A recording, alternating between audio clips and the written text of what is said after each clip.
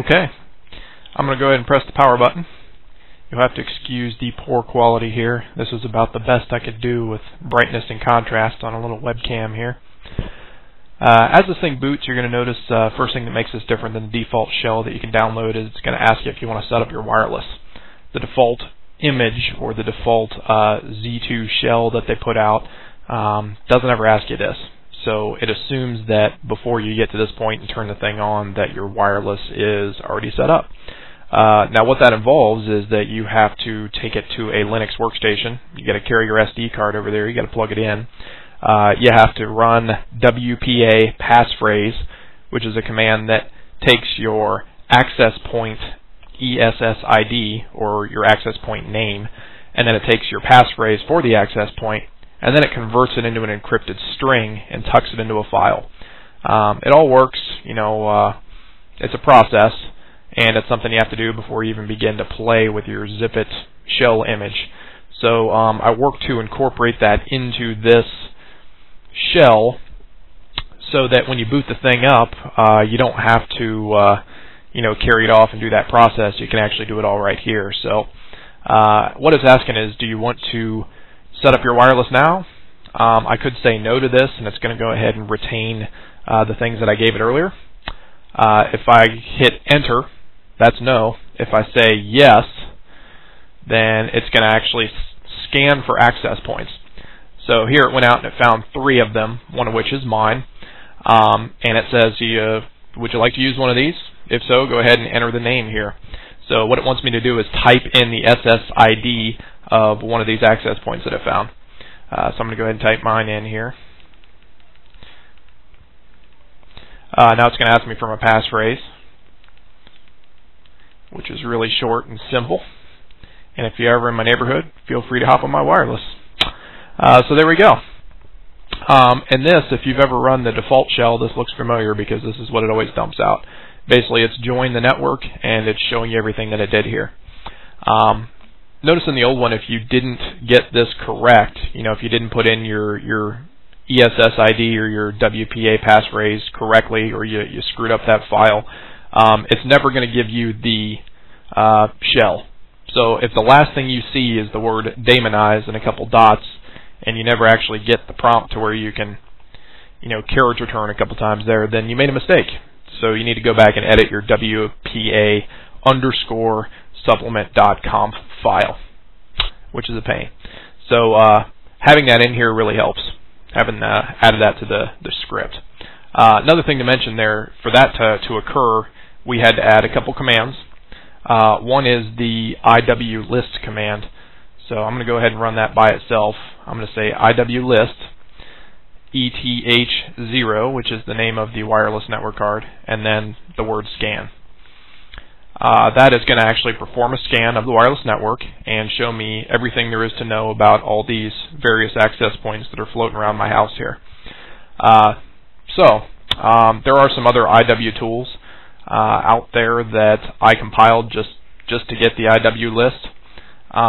There's also an IW priv, there's an IW spy. Some of those work better than others just because the wireless driver probably wasn't compiled to support all these things that were thrown at it. A couple other things that we added that I've already used, you just didn't see it happen. grep, I love grep, I needed that in there. Another fun one is less. Less kind of works like more. So if you pipe out a lot of output like what we just saw here, that didn't really fit the screen. So I can go back and rerun that command and throw in a pipe symbol. Whoops. Smiley makes my pipe symbol. And then I'm going to do a less here. So more than the screen can contain, and it paused at the bottom. You can't really see the pause symbol there, but I can hit space bar to move forward, and now I'm to the bottom. I can hit Q to quit. So I really love less, and that's a handy utility. Another one that I used that you didn't see there was the WPA _ passphrase, which was part of another tool set. I only compiled that one tool because you're probably not going to need anything else on the actual zip-it. Some other things that I thought might be handy, the unzip command. There's a couple things that go with unzip. So there's the actual command. It's telling me the usage there. FTP was another that I wanted to have on here just for testing purposes, so that I could get binaries back and forth between my zip-it machine and my workstation. But I thought, hey, why not throw that in there and make it usable for anybody that wants to FTP stuff back and forth.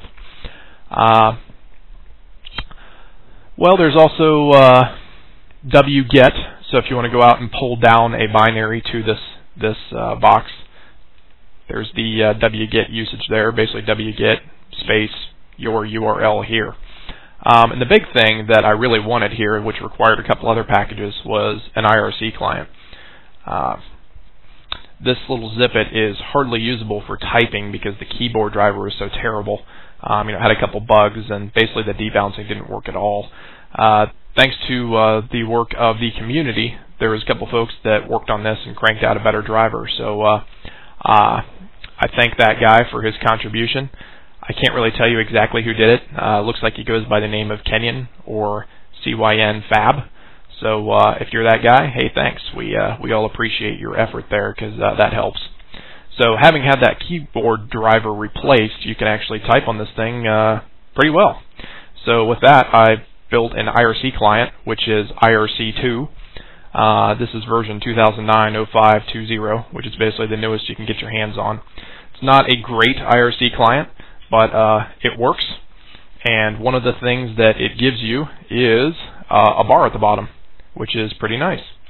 So here I'm going to connect to the irc.freenode.net server. And it's a pretty snappy little client. You'll see my bar at the bottom there. By default, my name is root, which is probably not good, and the server's going to kick me out of there. So I'm going to go ahead and change my name to RayHack. Accepted. And I'm going to go ahead and join a channel here, just so you can see that this thing works really well.